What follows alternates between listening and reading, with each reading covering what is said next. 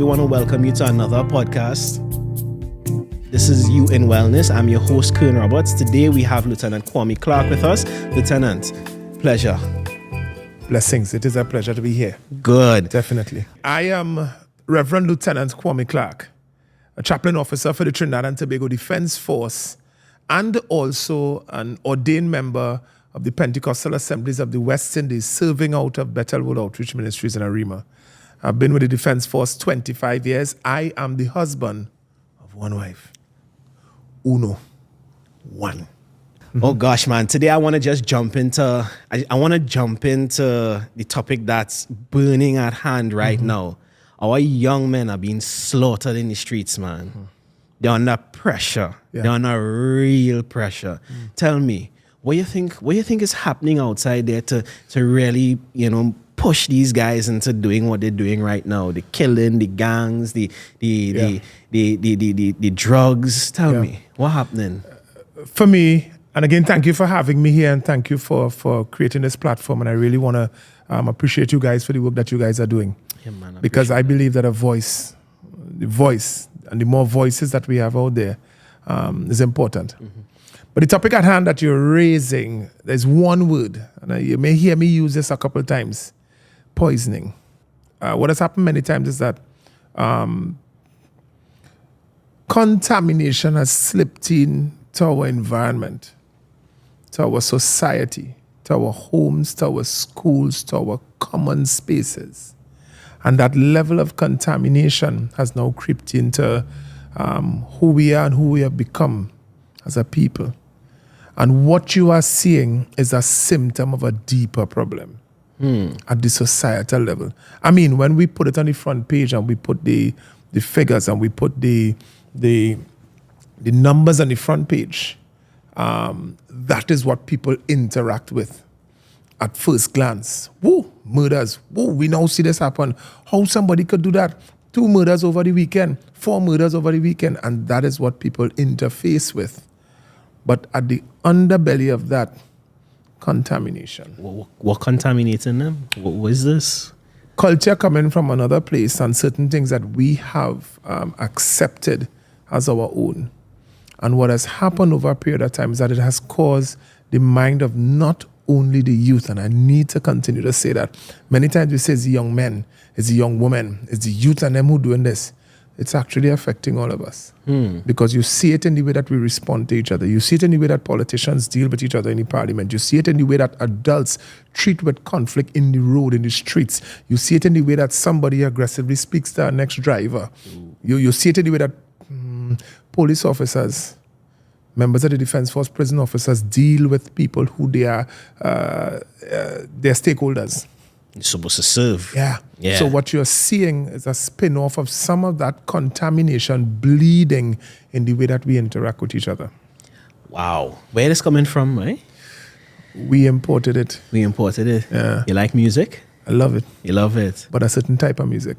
Just today I was talking about music, and my friend, if you start me on this one, we go in it. Just line, that are going down in this one. We go in. That's what we're here for. And for your viewers, hold on. Put on your seatbelt, because music is one of the drivers of this culture, this reculturing. Music. It has been since my mother was a child. But you see, we have accepted certain things, and we have called it and we have accepted it as culturally acceptable.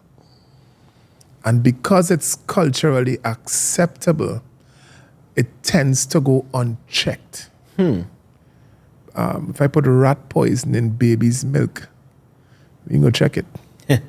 We go check it. I mean, we going into the art forms, and in the art forms, they will say that is an expression of oneself. See that word expression? You understand? And then you're going to say you can't necessarily censor the art form. You can't censor expression. You can't censor expression, but you going into how you could tell me that I can't sing about a man marrow flying. Again, for me, the people who use this narrative that you can't censor an expression, if you will censor the expression of a pedophile. Oh, You wouldn't allow it. yeah, His or her expression is not acceptable. but that's not art form. No, but he could put it in a song. would you accept it? I could get one. Let me get one. This one free. I don't have to pay for this one. Nobody needs to send me a thing. Just I give you one free. And I'm not going to call names. I'm just going to call it. There's a guy who is very popular around the world and has been officially called a soca ambassador. We have been clamoring about, let's say, safety for women and children for years now, and we're talking about that. There was a song that he sang, and I'm going to just paraphrase some of the lyrics of the song. A hunter called Zamunda couldn't pay back the witch doctor.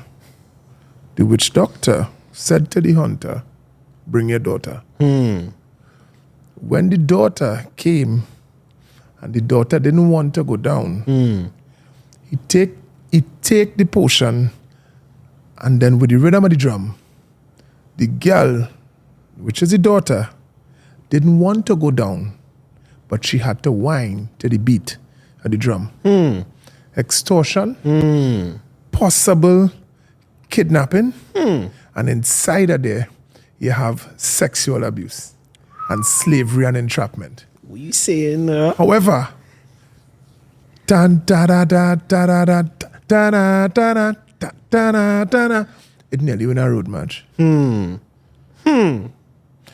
just saying that we have not been able to recognize it as poison. So we don't call it that. But what we now do is actually celebrating the rat poison in the baby milk. I got you. Some children are surviving because the immune system able to rise above that. They may end up with some long-lasting issues and they grow into adulthood with it. But let's say the 20-25% of babies who die from it, we call it collateral damage. It's okay. So it's an insidious insertion, and we're calling it culture. It was happening when Sparrow was singing his songs. Wow. It was there. We accepted it. And in fact, from then, it was way more crafty. Now, I mean, the lyrics right now is very vulgar. We are in a place, you're talking about vulgarity. We're in a place where we, Soca Monarch, the persons who manage Soca Monarch, in the process, and COVID kind of put a stop to it, they are now seeking to put in a new genre in the Soca Monarch called Trinidad. And they are now recognizing it as a substantive branch of the localized art form, right? How is it that, and I'm going to talk about something here in a little bit, how is it that you can have music that has been used to identify lines in criminal network, gang lines and gang borders? Inside of the lyrics of the music, the guys will put the gun they use, how much shots killed the man, and who are the guys that died, where it happened. It's inside the lyrics, and it's celebrated. And we could accept that as art form and a form of expression. Poison. So what we're doing right now is basically kind of diagnosing exactly what's going on in the society. Part of it. And so what do we do to bring that out, extract, cure, remedy that poison? We started a conversation for International Men's Day, and of course a number of great minds were in the room. And we talk about policy, yes. We talk about activism, yes. But there needs to be a national effort. And I go back to two things that I remember as a young man growing up. I used the analogy on Monday when I spoke. Remember the song? The only safe sex is marital sex. Tell us anything else to get. Vex. Right. Yeah. There's another one. Yeah. The song where all the Calypsonians joined. Now, Michael Jackson did one, Right. We Are the World. Yeah. And then our entertainer said, nah, we're doing one too. I don't remember seeing that one. Remember? You can't remember that one? Nah, I can't remember that one. All of the popular soca artists, the soca and Calypsonians, came and did one. It was about helping the poor in Africa and some of them were in Botanic Gardens. Yeah. I can't remember the lyrics. I can't remember it either, but I remember the video. But check what went on with the 2 songs every Saturday. True. Every evening. If you reach home in Listen time, to me. Listen to me. You see what you saying there? I have been saying quietly that we need a national patriotism program going on, you know. Because what we missing that right now, you know. And it's where you put it. So if we are diagnosing, all right, this is one aspect that needs to be dealt with, then now we need to do a prescription. The prescription says take 3 twice a day. Whew. I love that. 8 hours apart. Yeah. Here the issue. We have TTT. But TTT is in a space where nobody under 40 watches it. Facts. Yeah? Facts. We have this lovely device. And so what we ought to do, when you're talking about that national voice and we're talking about the prescription, is that you have to drive this thing every time somebody opens the device. And I saying to myself, why it is the powers that be don't understand that we, in order to bring back pride, a sense of pride into your community, for your country, if you start instilling that in a consistent way, people are going to gravitate towards it and say, you know what? Nah, I don't want that because that's bad for my country. That's bad for my community. That's bad for my family. That's bad for myself. And you know what? I'm going to choose a different way. When I lived in Jamaica for a time, I would go into their cinemas, watch a movie. Before each movie, there was the national anthem. Correct. And I'm like, this is brilliant. Now, as bad as they are, when it comes to supporting Jamaicans or when it comes to supporting another Jamaican, you have no question about it, you know. They used the flag. They built a brand of patriotism that is unmatched in the Caribbean. Yeah, facts. And what they did is that they used brand ambassadors, using both Merlin, Otti, go all the way back there. Yeah. So that whenever you see yellow, black, and green, you know what it is. True. Yeah? True. You make the flag a staple everywhere, every time.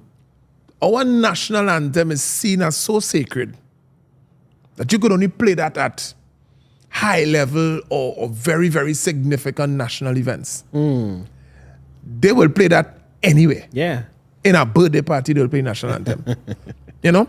And so I saw that visiting Brazil recently. Brazil has the longest national anthem I've ever heard. Just when you think it finished, they reach halfway.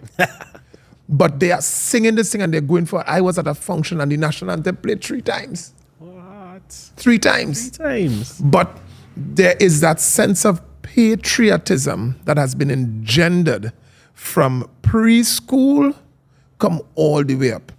That at everything that we are doing, we put that item of patriotism in it as an automatic response, as something that we do constantly at church, national anthem, at mosque, at things, so that nobody in the country or no group in the country can feel like they are in the country but a part of something else.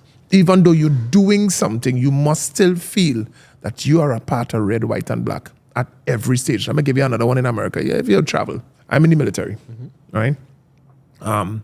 Every American soldier, sailor, airman, Coast Guard, police officer has a national flag on some part of the kit. True. What they've done also, they've done make the national flag fashionable. So rather than just the standard red, white, and black, what they've done is that you have incentives in some cases for putting it on, in some places.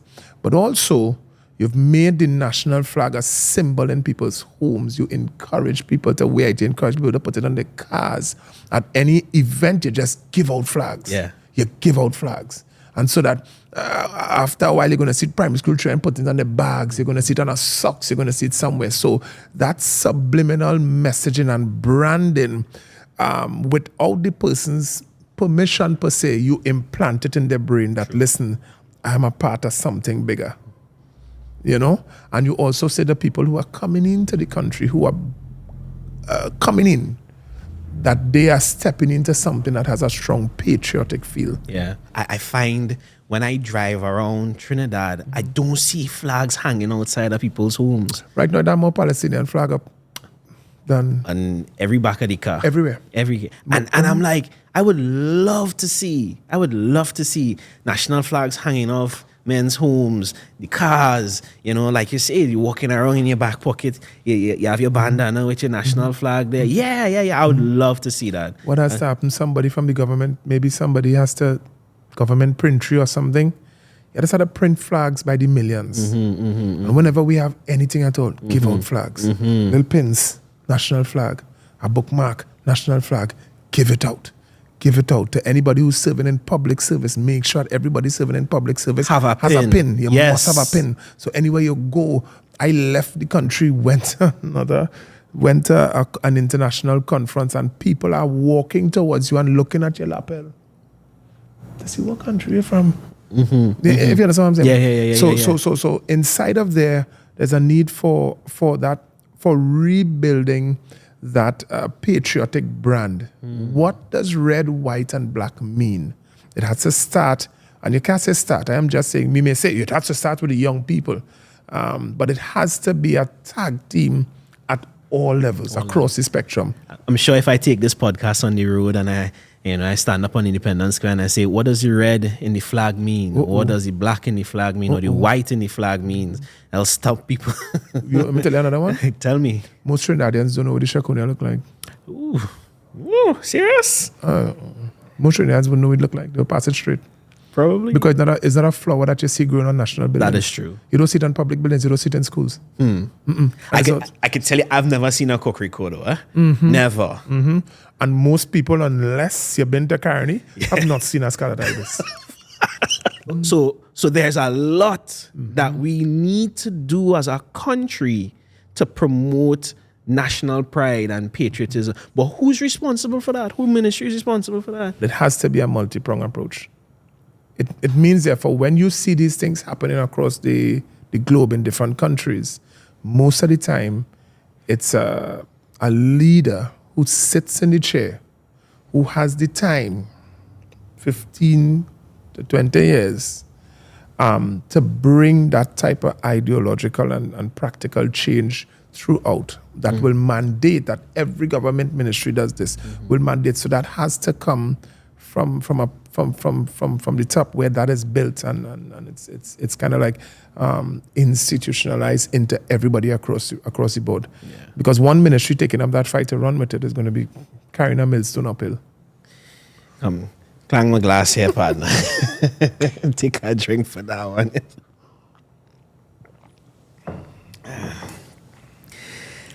So, I mean, we just gone way off course there, but you know what that has done is really just capture the essence, a true essence of why we are where we are. You know, because young men these days, they're in a position where they almost can't think for themselves. They're submitting to peer pressure. They're in gangs to feel accepted. What happening there? I mean, that's our big and broad kind of... My wife in the corner, they watching me and laughing. Because she know where this thing is in my heart. Tell me your heart, man. Tell me your heart. I want to know your heart. As I say, I'm in the military. There's the largest group of young public servants, you would say, because we have a very young retirement age of 45, 47, and 50. Okay, all right. Right? At a certain rank, you can't go beyond that age. It means, therefore, that the majority of our workforce are young persons. And my interaction with them, and also my interaction as a youth worker in the community, you get to realize that there are a number of different things. We're talking about first the diagnosis and then the prescription. The diagnosis there is that especially our young people have been exposed to high volumes of the poison in terms of voices that are coming from different places. Derogatory voices, you're talking about voices that are coming that are sending a false sense of manhood and what it means to be a male. That is coming in there. And then what you don't have as well is an absence strong masculine voices to say to those men, those young men, oi, this is what you ought to be. I check. This is what you ought to be. Yeah. And I'll give you one. Simple. You ever heard that voice? Oi, you hear where your mother now say? Go now. You ever hear that voice? Drop what you're doing and go. What? Yeah. It's over. Yeah. Let me give you another example. Hey, small man, how long you waiting for a bus? The next bus is yours. Go on. You ever hear that voice? No, I never hear that voice. Let me get your next one. Hey. Where's that you now say? What kind of language is that using, young man? Yeah. Come. Don't ever let me hear you say that again. I hear that one. Hey, pick up that. You know, drop that on the ground, pick it up. Now, those voices are important. But if we don't have those voices, and if there's silence and that is your child, I could see about my child, I'm not having nothing to do with nobody else's child. Not me. Well, you go ahead. If that continues, then you leave the young minds and the young persons to develop their own sense of what's right and what's wrong. And if they get accustomed to their own voice and their own understanding, then somebody else coming in at a later point will come across as aggressive. But not just that too, but when you expose them to YouTube and Facebook and Instagram, what happens is that they have many other voices speaking to them. And then the algorithm will continue to feed volumes of poison. Because the algorithm says to you, tell me what you want to see. Gotcha. And I am going to feed you millions of it. And so many of our young people, so for instance, there are things that will take place nationally. Most of our young people don't know public figures. Most of our young people do not even know what is taking place of national significance, because there's loads of anime, video games, and other short clippings of random stuff. Most of our children is let's call it Roblox and certain things. And it's hours they're spending behind that. They don't even know what is taking place in the country. Wow. They don't even know if you ask them when is election. I don't know. Because it causes you now to be out of touch to what is taking place. You're having a vast majority of our persons, and this is not only young people. You have older people caught in the web of living in Trinidad, but belonging to another nationality. Facts. It puts them in a position where they themselves don't even know their own voice. Or they don't spend time in their own head. Yeah. They don't even spend time understanding their own selves. And as a result, when they're faced with issues and challenges, it's like, how do I figure this out? Who am I? One young person said to me one time, when Snapchat was a real thing, Snapchat, she said, because I got so good at using the filters, every picture, she said, one morning I got up and went to the mirror and got scared at what I saw. She said, I immediately started to feel low because this person that I'm seeing in the mirror is unattractive. Yeah. I don't want to be that person. My staff and I, we were talking the other day, and we were saying some things that you see on social media right now, you can't trust because... Yeah, he's a monster. What? Yeah, he's a monster. Not just that, but the filters. Some women, when you see them with the filters, it's not the same woman when you meet in real. Yeah. And so what that then does, it disguises who the real person is. And then when you spend a lot of time ingesting what goes on in our phone, what's happening now is that, like I say, you don't know yourself, and you can't deal with issues when they come up. And you don't have decent coping mechanisms. You don't have decent processing mechanisms as well. And then you've trained your mind to receive short flares of gratification. A thumbs up, a like. And you look down and you see, wow, I get 100 likes with this one. I get 200 views with this one. And you find that the person is now hunting for that short-term flare up of gratification. And when you get into real world and you interact with humans, you're not getting it that quick. Yeah. And so now, nobody don't like me. I feel more comfortable here than with real persons. So that real persons in my space become foreigners. And so when you get to school and somebody says something to you, they don't like me. I'm not accepted. And so that now brings a false identity crisis, so to speak, an identity crisis where there's a false sense of who I am in the public space. And so when somebody says something that you don't agree with, or somebody says something about you who you don't recognize, you now tell yourself, I don't want to be around humans. I think it's time for me to leave this earth. Because being around humans is uncomfortable. The virtual space is home. So being in the space of other humans because here, I don't have to read your eyebrows. Here, I don't have to, the kind of validation that I expect, and I gain it from by you, because you will tell me, hey, you're stripping this way. Will you get it? But here, and again, that. Yeah. And so in that space where there's this false sense of gratification, because that gratification causes a rush of dopamine. And so there's a feeling you get there that you're always hunting for. But when I'm dealing with humans who tell me the truth, and again it, and again it. So this is a ready source of poison. And then when you start confronting what you see or their inadequacies, they're soft. They can't handle it. They blow up.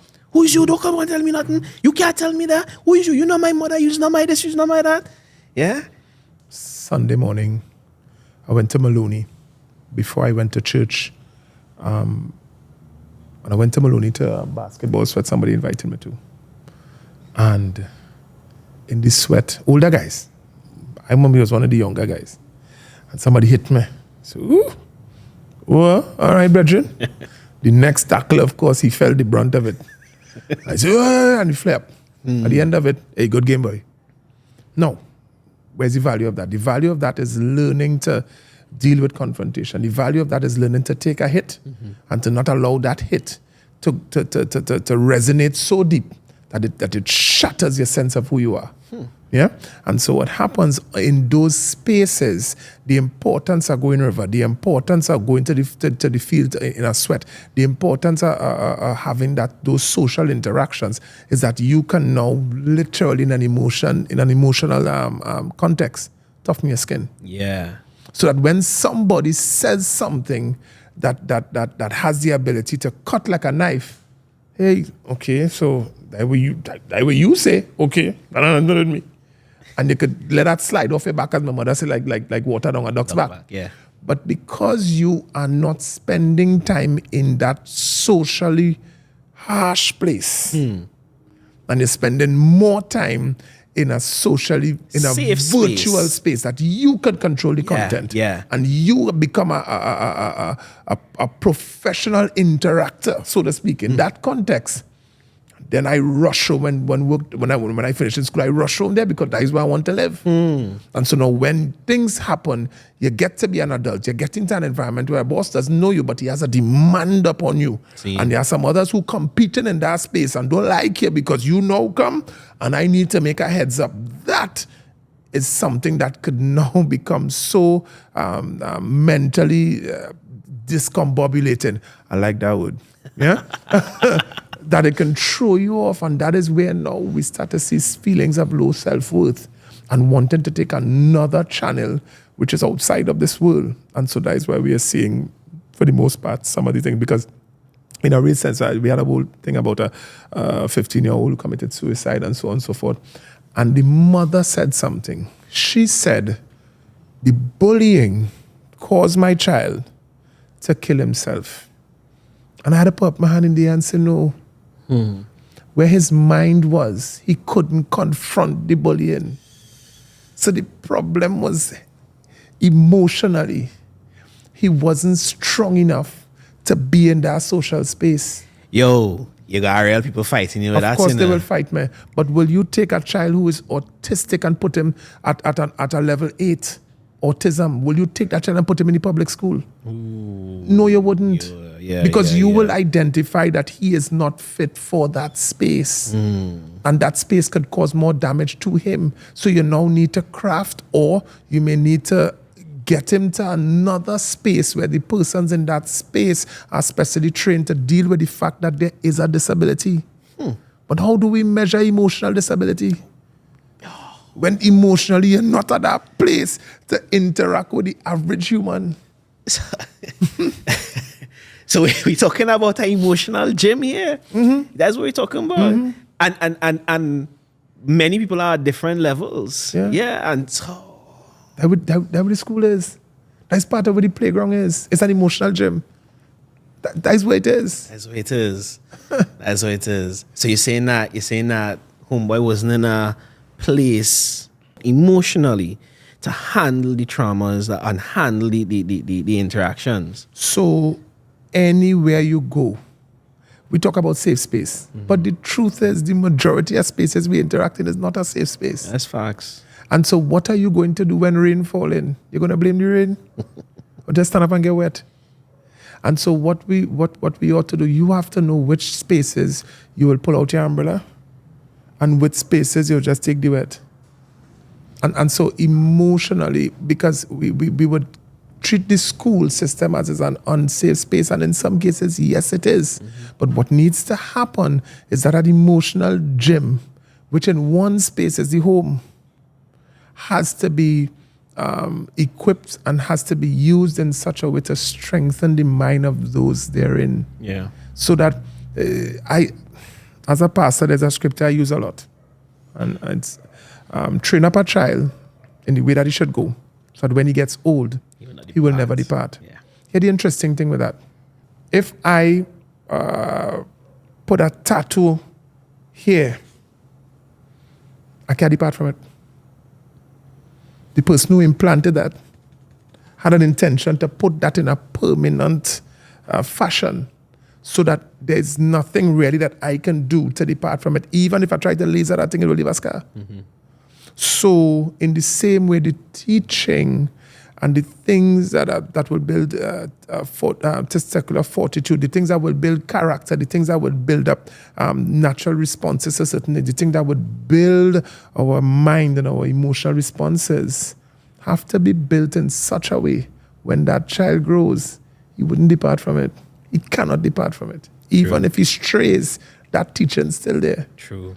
That is what the home's supposed to be. And the home, the school is a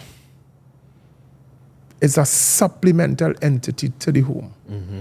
The school cannot be the major source of training. Practicing ground for the home. Has to be. Yeah. So that what you get there, you go there to do a practicum. And that is what it should be. But going back to diagnosis, if our society has a large percentage of our homes broken, and you have single parent and or in some cases 2-parent homes with brokenness in it, then the nursery for emotional stability is broken. I use the term that our incubator is broken.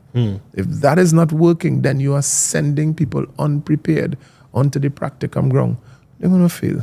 In addition to that, sometimes some of the parents are not even emotionally intelligent enough to train their children. Because they came from a broken incubator as well. Wow. They came from a broken incubator as well. Whose responsibility is to fix that? That's the issue. It is all of us. It is all of us. Let me give you an analogy. I used to live in Maloney. There are 64 front doors facing each other. When Trinidad scored against Bahrain, the building shook. Yeah. It shook. People ran outside, up and down the corridor. Everybody was watching that game. And so there was a response to a goal being scored that everybody responded in unison. In the same way, we take the building concept of having that sort of an incubator within the communities. The home is one, but there's a wider incubator that exists within the community. And I say this, that a strong home can add value to strengthening a community. But a strong community can lift up the weak home within its midst. That is true. Understand? Yeah. So it has to be a community effort. We had an issue by us recently where a burglar came on our street. In the space of about 12 or 13 minutes, the man went into 5 homes. It's the quickest thing you'll see on the camera. What? And he had a coordinated effort. There was a van on the outside, so when he got stuff, he run outside, put it in the van reverse in a dark hole, and come back out in 12 to 15 minutes. Here the interesting thing. When the next day, my wife and I decided to go by neighbors and ask them, come out in the road the next evening and let's have a street meeting. Now, we recently moved there, only to find out that this neighbor living there 20 years and don't know this neighbor. You have children growing up there that don't know the children down the street. Wow. You have an apartment complex at the end of the street with about, I would say about 10 apartments. And the people living there, 2 of them said they've never ventured 150 meters down the street. Wow. They come in, they go into their complex, go up the step into their room, and they reverse that thing every day. So what we're having and what is feeding this is disjointedness. In Maloney, in that building, I can't help. I cannot help, but when I come out the door, I am seeing 63 doors. And so when there's an argument over there, we know. Because we put out the chair, and everybody come and say, oh, come and sit. Yes. But what happens is that when that argument, Some tea. when that argument is taking place, somebody out of those 62 doors will walk across there and say, we're going to all sit down, let me talk. And so when somebody becomes successful in school, the whole building knows. Everybody knows. When somebody gets trouble, the whole building knows. We have to get back to that place because our communities, a strong community, the same concept, a strong community will add value to strengthening our society. Yeah.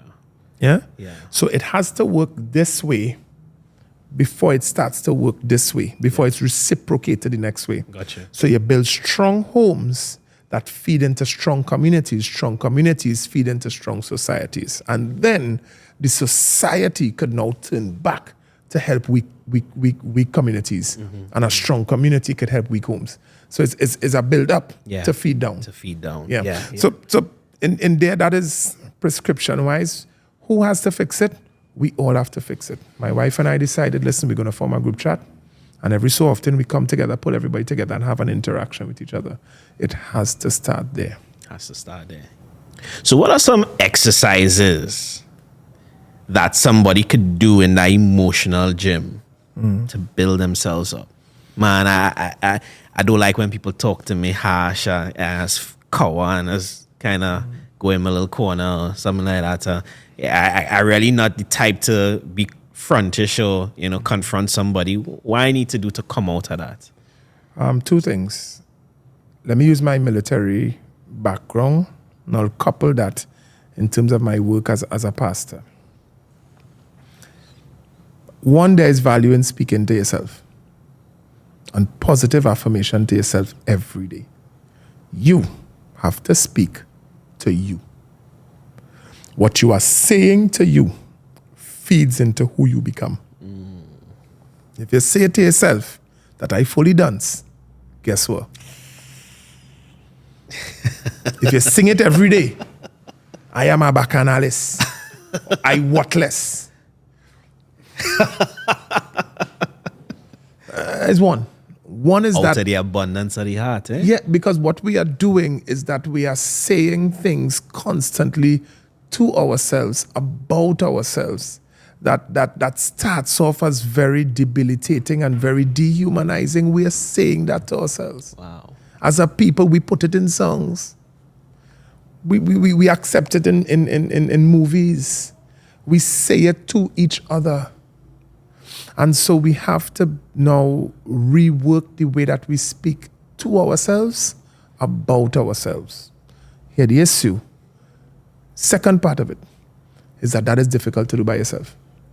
And so there's a series I did recently on building your friend circle.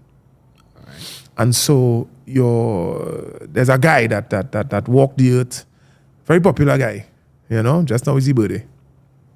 And so this guy came on earth, known to be born of a virgin, walked the earth. And when he became, when he was coming out of adolescence, coming into adulthood, he chose some people to be his friends. He chose 3 people to be his closest friends and what we call the inner circle.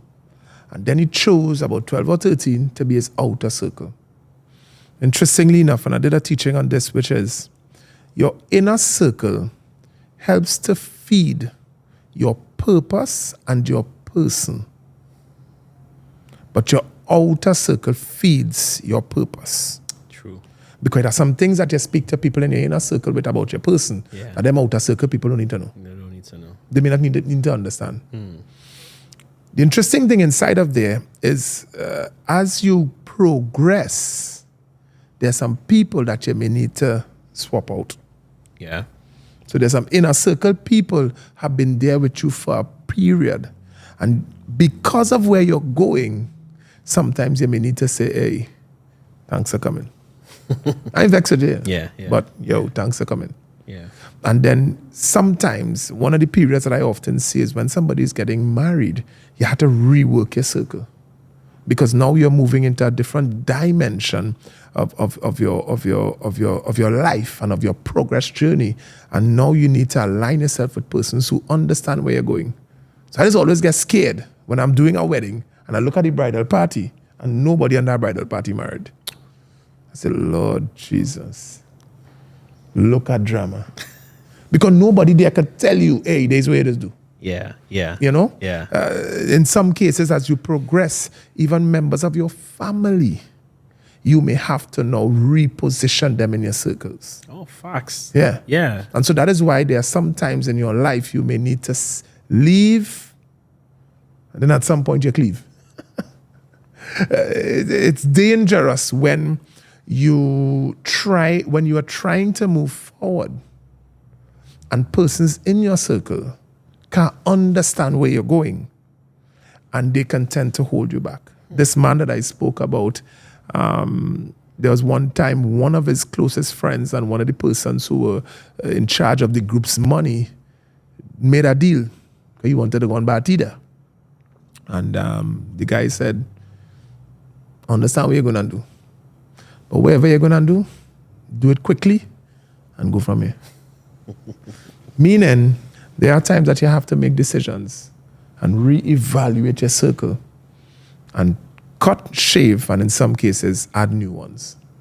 So that is to change your voice and rework or re-engage or manage your circle.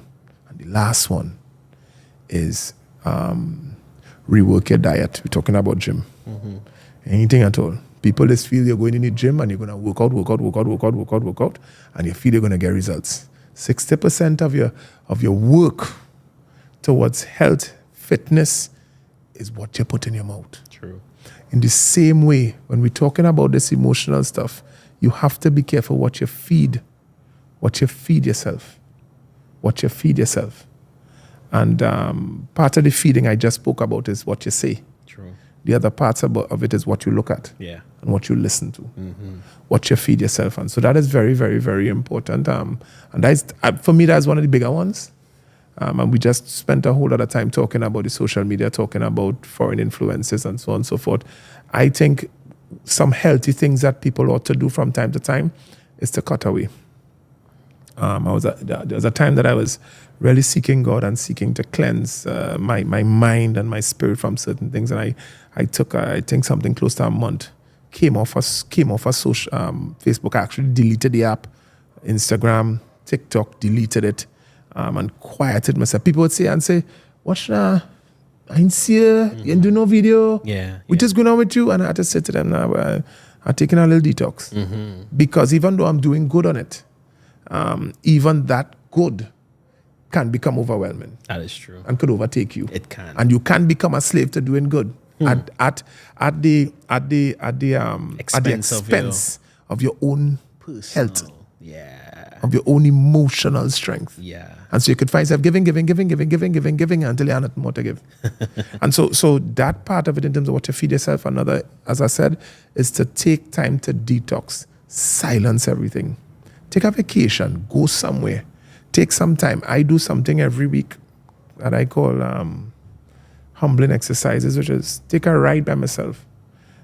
Go somewhere and leave the YouTube off, leave the music off, and just listen to your own heartbeat, listen to your own breathing, and do that so that you cut away a little bit, yeah? Which is what we were saying earlier, that some people, they don't like the voice in their own head, and you find them working, or always engaging to, silence that voice or to drown that voice in their head, yeah?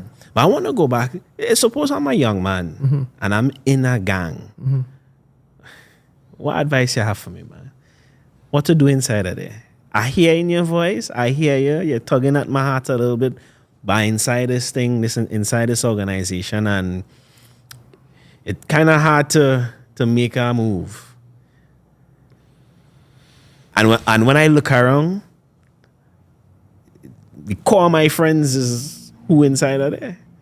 Yeah, if I come outside, I go on against, it might even kill me. My oldest brother received 11 shots in his bed and was Sorry to hear that, man. a gang leader. Where was I? That was 2007.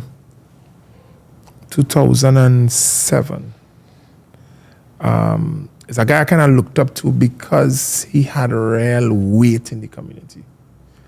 Even now, you talk to some older people and they ask you about, and you mention that, you're not prophet, brother. Yeah, from Laventry Road. And I said, I realized the kind of power he had. My mother always wanted him to change. But the type of power he had, and he had already made friends and enemies far and wide. So at one point he believed that even though he wanted to come out, he couldn't. There's one time that he came by us to live, and that thing was actually pulling him back. And he wasn't comfortable in this new environment because he was comfortable there. Right. And I would tell you, and I would start off by saying that persons who are deep into that, you just can't talk to them. What is needed is, I would give you an example of somebody going through an addiction. Hallelujah. That person you cannot speak to an addict until stop. You need to stop drinking, That drinking thing killing you. Stop drinking, boy. Your children, your wife, your family, look what you're doing to your household. You need to stop. What you've just done is wasted a whole set of words. What needs to happen is that you need to begin walking with the person and carry the person through the process of rehabilitation. And so there's a tag team required that is, in some cases, a little bit longer term than some. Yeah. We are in charge as the military. We are running something called the military-led academic program, which is commonly known as MILAT. All right? In that program is a living program. I went to speak to the boys. I go to from time to time to speak and to interact with the boys. And one of them did something strange that day. He says, sir, I hear where you're preaching, but I had to talk to you one side. And I said, what happened? He said, nah, I had to talk to you outside. All right? We went to the outside. Lift up his jersey. Showed me a tattoo here. He says, sir, let me explain something to you. This tattoo was put on all the gang members by a religious person in a ritual that they did. And this tattoo just called me to kill people in the night. He said to me, he said, I in this program here, I hear what you're saying, and I hear what the instructor's saying, I want to change. But I don't know what to do when this thing called me. Wow. He says, sometime in the night I cold sweating because I just want to get up and kill people. Sometimes I'm watching along at them boys in the room and I just want to kill somebody. Now, on the flip side, we may not understand, and as a pastor, I can tell you, and as a military person working in some of these areas, I can tell you, at the base of a lot of what we're seeing is spiritual stuff. I kid you not. You have areas in Trinidad. I'm not talking about a movie. You have areas in Trinidad that are garrisoned by spiritual entities. That some gangs have solicited the expertise of spiritual leaders in certain areas to what we just call mount the block. Yeah, yeah. So a man with a brand new gun run inside it, they laugh at him, it can't work. It will stick, brand new. It will stick because of what they have done. So that is why certain people will not come out of the garrison. Wow. And so in some cases, what they do is that they actually mount the bodies of persons. Now, let me go a stage further. If you want to break that, and there's a young man that wants that help, you have to have the resources to pull that young man out of that environment and reconstruct his mind. Not just, well, from what you're saying, it's not just his mind, but it's his spirit. Yeah. It's his spirit and his body. Because your body would be bent, talking about a physiological perspective now, your body has been shaped for that type of lifestyle. To get to another place where your diet changes, where your form changes, you would realize, if you've ever seen it, some persons, because they're in a certain lifestyle, their walk change. Yeah. The spine change. The muscles in the body has been suited for that type of lifestyle, built to run, so to speak. Right? So in that way, if somebody is inside of there wanting change, that person cannot do it on their own. That person needs help, rehabilitation. There's a soldier some years ago who forgive me, I had to talk plenty. I just saying. Go ahead. That's what we're here for. There's a soldier some years ago, heavily is an abuser of alcohol. Heavy, really bad. Sometimes he'll be out for days. And we got him to the rehab up at Mount St. Benedict. Really great work up there. Halfway through the process, because the process is so, the first quarter of the process, they say is the most violent. Say alcohol rehab is the most violent one to come back from. You can die. Not heroin, not coke, alcohol rehab. Are you saying, man? Yeah. It is so violent, you need to get hemoglobin shots or hemoglobin tablets to keep your blood count during the process. Because alcohol is the one that goes down into your cells. Wow. Right? That's the illegal one. That's the one with a $1 trillion industry. Wow. Strange. And so he said that the first quarter is rough. What they do at the rehab is that each person who's going through that early withdrawal, they have to assign 2 persons to them. 2 persons. 2 persons in the rehab, other addicts, who would sleep next to that person on the same bed and hold them down when the night come. What you saying, man? Who would carry them to bathe and eat with them during that first quarter because of how violent it is. Yeah. Because that person cannot shake it on their own. They will cut themselves, they will run away, they'd want to take their own life because it is so violent. Then the person said, because I would visit, because the work that I do in the Defense Forces as a chaplain, as a welfare practitioner, we support that type of psychosocial support and so on and so forth. And I went up there and I spoke to them. I said, what we can do better? She said, speak to the family. Have her empty everything in that house that is of alcohol nature. So the wife, who he was a social drinker with, she now has to reconstruct her habits. If he's coming back into that environment. And then she said, the people that you work with, they have to be ready and willing to pull every ounce of alcohol out of what they do when they socialize, when they lime, when they after work, whatever. Yeah. And that is where the thing fell apart. Wow. Because his circle said, he's a big man. All that money he's spending in rehab, he had to fight up with that. Me? Nah. I didn't go rehab.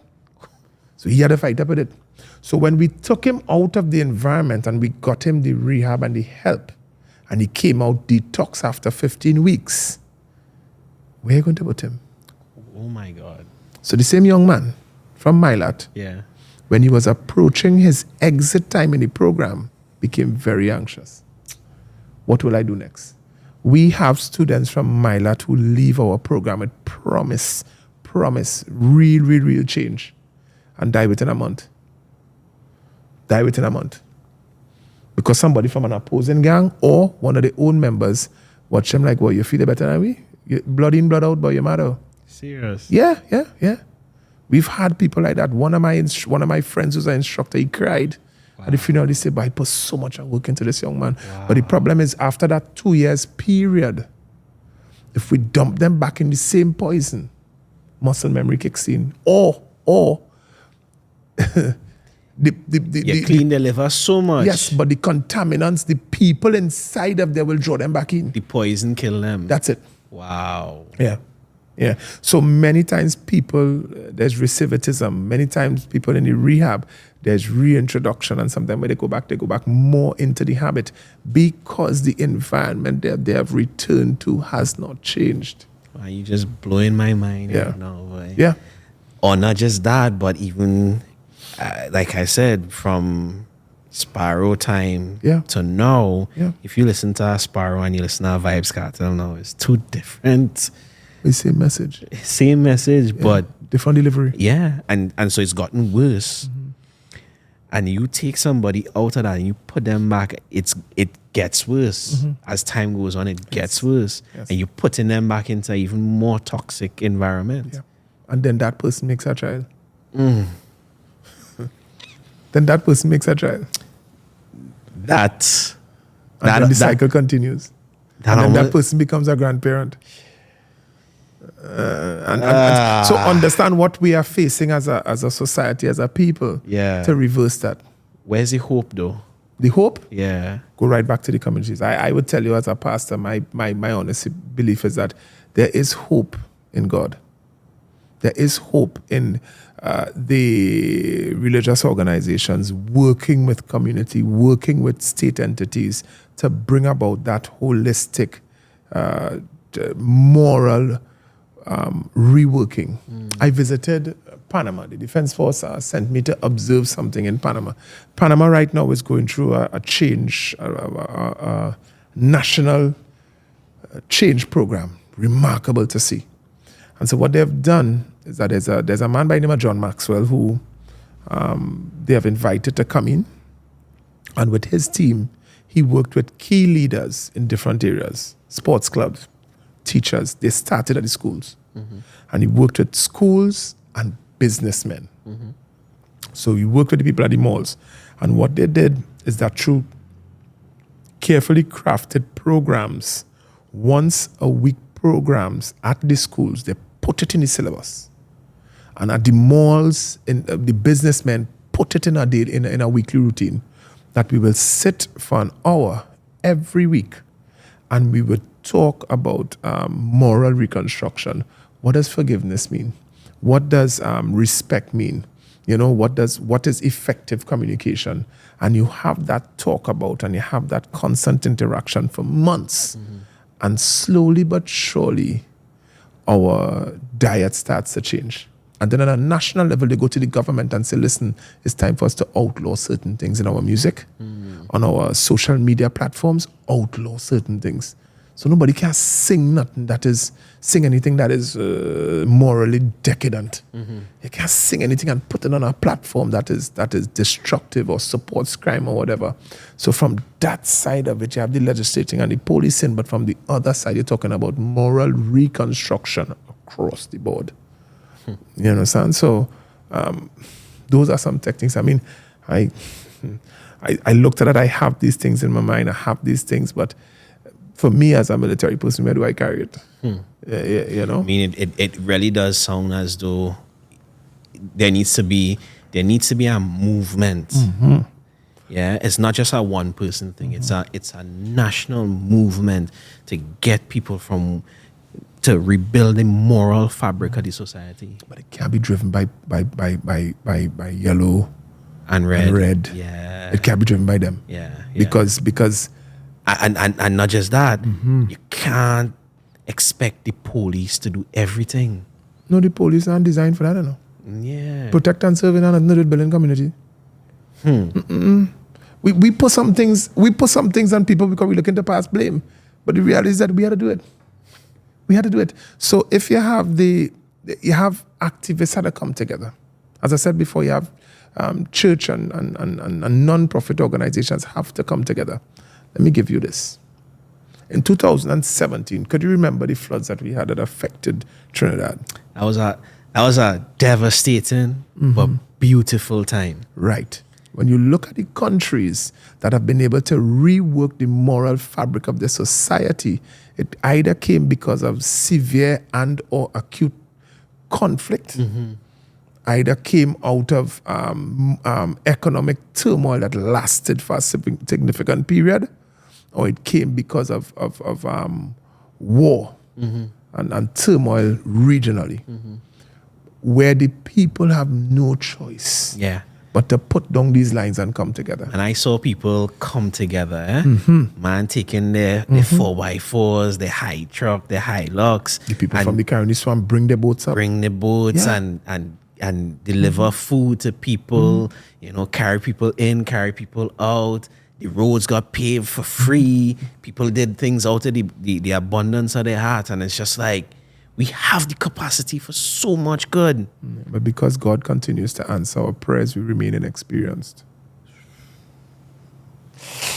Because God continues to answer our prayers, there's some things we've been praying for.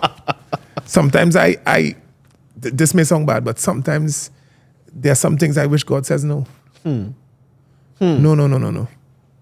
Because if you continue to give the child what the child wants, the child will have no experience. Hey, God is a Trini, boy. Yeah.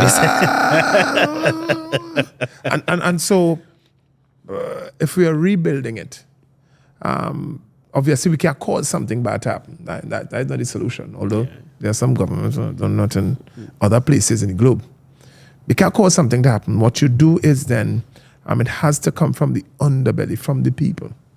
And you have a lot of groups doing a lot of good in pockets. Yes. But if these pockets could come together and unite for this cause, because a movement starts on a cause. Yeah. If the cause is good, then the movement could take root and it could cause wide change. The cause is corrupt, but we have another problem. Which is, or does it serve my interests? Yeah. Those are the questions that you're asking there. Yeah.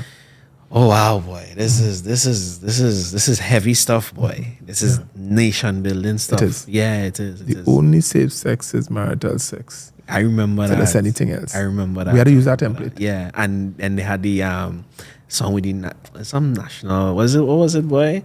National pledge. Yes. That used to be every morning. God bless our nation. Yeah. I pledge to serve Yes. my country, Tobago and Trinidad. Yes. When last we hear that? Yo. And when last you hear that come across your device? Well, the safe sex one came across a couple months ago. But yeah. When last you see a billboard. So it really is about the business community coming together with religious organizations. It really is non-profit organizations coming together with community activist groups. That type of coming together has the thing. The thing is, who calls the meeting? Who calls the coming together? Who calls the gathering? Who going to spend the money? Somebody has to have that charisma, has to have that appeal, and has to have that voice. Yeah. So I mean, Kwame, we talk all about patriotism and pushing that head and rebuilding that moral fabric, but people don't know who Trinidad is. I carry some people around and I'm like, where Moruga is? Like, no. You know where Princess Tongue is? No. You know what that statue is? No. You know where people don't know Trinidad. So how we getting people to be patriotic towards something that they don't know? I am sure more people know more about the United States than they do their own country. Imagery, branding. Is Trinidad and Tobago a brand? If so, how do we brand it? Carnival. Problems. When you come in the international airport in Piaco, right now you have 4 posters in the corridor that you're coming off. 4 posters, left and right. It's carnival. We have put into the psyche of our men, women, boys, and girls that the only substantive product that we have is carnival, when it's not. True. Let me give you some. Trinidad and Tobago, between Guyana to Jamaica, is the country, in terms of its size, has the most amount of natural sites and natural eco sites than any other. I'm talking about a salt lake, mud volcanoes, normal things where you're accustomed to waterfall and coral reefs and so on and so forth, marine sites and land sites. When you compare other countries, its size, by size. The only one that we can't speak to with certain things is I'm talking to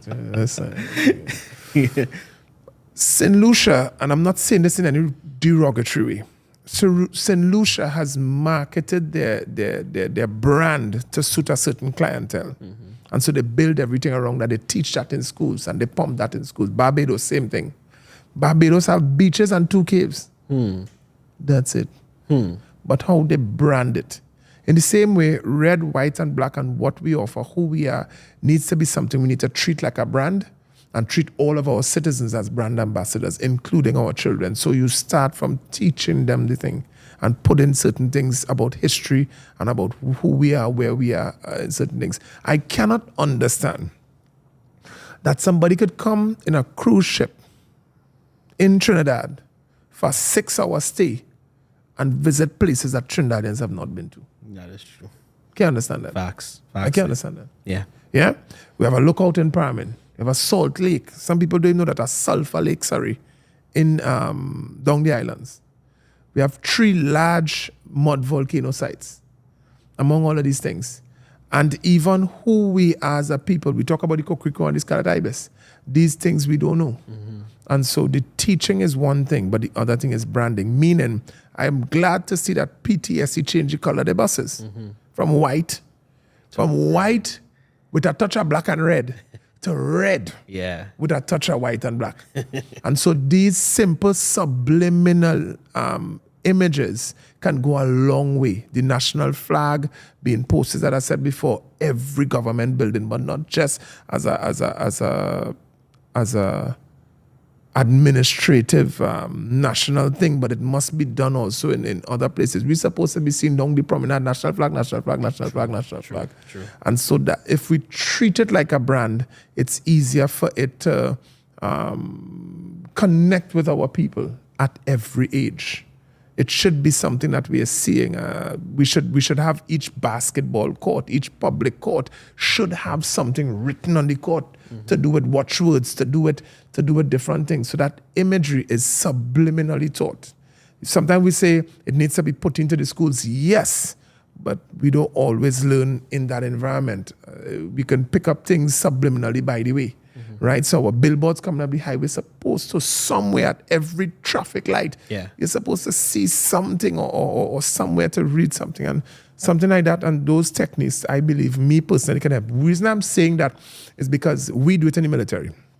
I use the analogy that when you get into the military environment and you're secluded from outside world, the barrack room is carefully designed to cause you to learn stuff subliminally. So each treader on the roof has another thing for you to learn. So the instructor for the first month will not teach you that. It's there. You will learn it whether you want to learn it or not. And so when he gets around to talking it through, you already have that thing lodged here. And so subliminal imagery goes a long way. And I believe we treat Trinidad and Tobago as a brand. First to our people, and then we export it. But then you're brainwashing the people, boy. Correct. Brainwashing is not a bad idea, you know. You're not giving the person choice. Brainwashing is not a bad idea. The problem with brainwashing is the content. we literally brainwash every day with certain things. The problem with brainwashing is the content, not the concept. Yeah. For instance, it come like I tell people have a problem with communism. Communism, raw communism.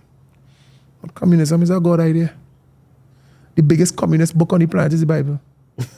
Because what God says inside it is not up for election.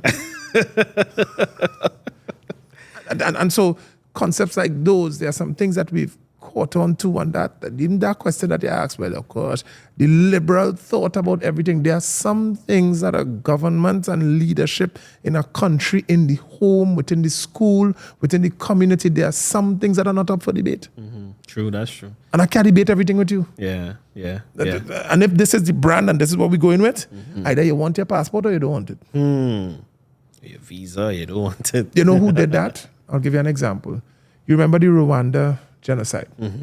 The general who marched after the 100 days marched back into to Rwanda and took control of the country is still the president today, Paul Kagame. He was in Hilton last year. And he indicated that a number of world leaders from all over told him that your time up, or give somebody else a chance. He said, no, that's not what we're doing here. Rwanda is now the fastest growing economy in Africa. Okay. And so what they have done is rebuilt the Rwandan brand so that everybody, man, woman, and child understands where we're going and how to contribute to that. And if you don't want to contribute it and you make up your mind that you don't want to go along with this, bring your passport. And sometimes I feel like as Trinidadians, we don't know where we're going. Yeah. And sometimes, and you could see it from our politics. One government make 2 steps, the other one pull we right back, the other one goes a step forward, they come right back, this one right back. And it's like, when we going and move forward nationally, despite yellow, red, let's move forward nationally with the agenda of getting Trinidad ahead. I am a youth worker. I am a patriot at heart. I am someone that believes that if we all work together, if we sit in the vehicle called unity, regardless of our differences in race, culture, subculture, religion, and even political affiliation, if we sit in the vehicle called unity, we will get closer to that place where Trinidad and Tobago needs to be. And so I'm a firm believer of that, and I continue to maybe spread that work all over. And I pray God's blessing upon Trinidad and Tobago. I believe that in God, all things are possible. Thank you very much. Mr. Clarke, thank you so much for joining us today on You and Wellness. It's a pleasure having you. Blessings. Yeah, we do look forward to having you again on You and Wellness. Most definitely. I am your host, Kern Roberts. Thank you for joining us on You and Wellness.